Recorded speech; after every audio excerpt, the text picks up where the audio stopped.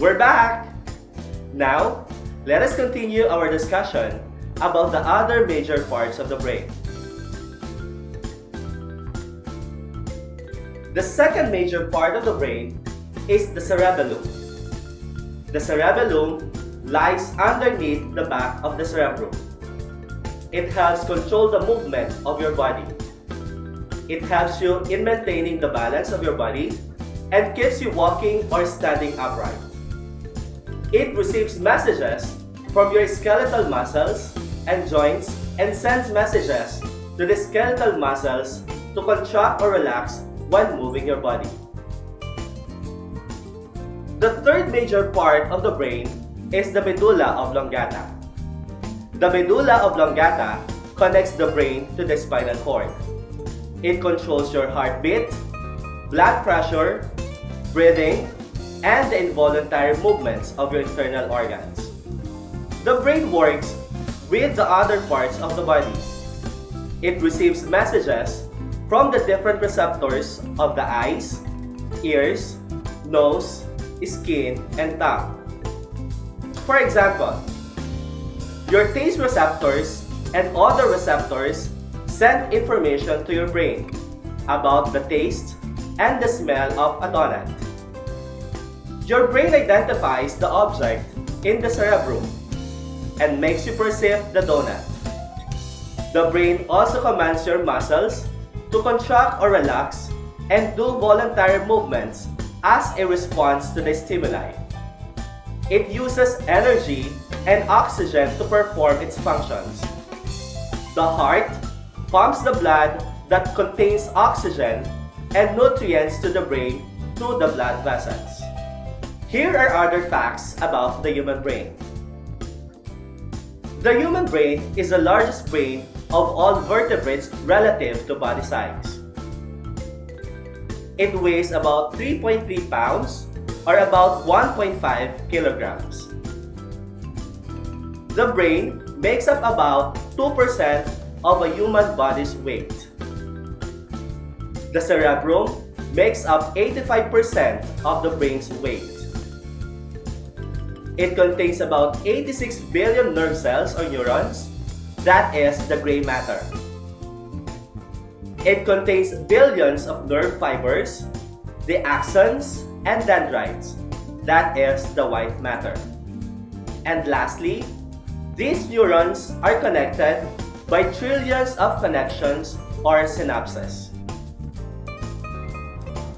The brain is also divided into several lobes. First, the frontal lobes are responsible for problem solving and judgment, motor function, and personality. Second, the parietal lobes manage sensation, handwriting, reading, understanding language, and body position. Third, the temporal lobes. The temporal lobes are involved with memory and hearing. And the last lobe of the brain is the occipital lobe. The occipital lobe contains the brain's visual processing system. Before I end my module about the human brain, let us answer the following questions. Question number 1. What is the biggest part of the brain? A. Brainstem. B. Cerebrum. C. Cerebellum. D. Thalamus. Correct! The cerebrum is the biggest part of the brain. Question number 2. What is the back part of the brain called? A. Brainstem. B. Cerebrum. C. Cerebellum. D. Thalamus. Correct! The cerebellum sits at the back of your head.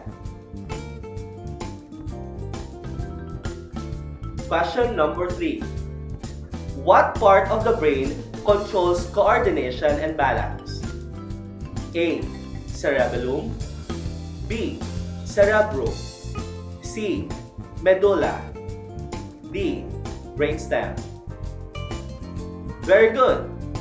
The cerebellum controls body coordination and sense of balance.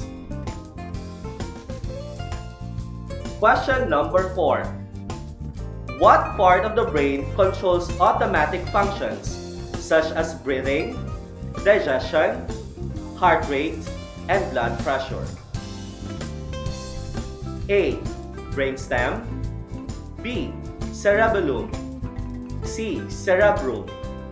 D. Nerves. Correct. The brainstem or medulla controls involuntary movement. Last question. What part of the brain is involved in remembering, problem solving, thinking, and feeling? A. Medulla. B. Cerebellum. C. Cerebrum. D. Brainstem. Very good. The cerebrum is involved in remembering, problem solving, thinking, and feeling. That's all, guys. Thank you very much for watching. I hope you learned a lot today. Once again, I am Junsi Bernabe from Camp Tino Elementary School.